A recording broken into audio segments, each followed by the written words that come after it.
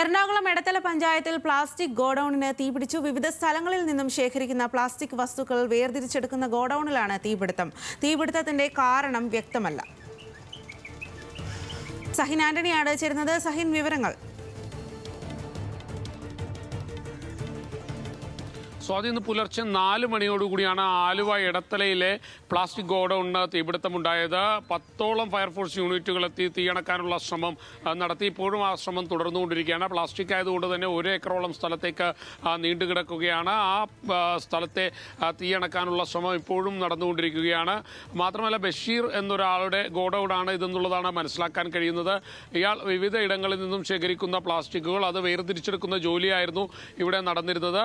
ഈ പ്ലാസ്റ്റിക് ഇത്രയധികം കുമിഞ്ഞുകൂടി കിടക്കുന്നത് കൊണ്ട് തന്നെ ഒരറ്റത്ത് നിന്ന് തീ തുടങ്ങിയിട്ട് അത് അവസാനിപ്പിക്കാൻ കഴിയുന്നില്ല എന്നുള്ളതാണ്. പല ഭാഗങ്ങളിലേക്കും തീ പടർന്നു പിടിച്ചുകൊണ്ടിരിക്കുകയാണ്.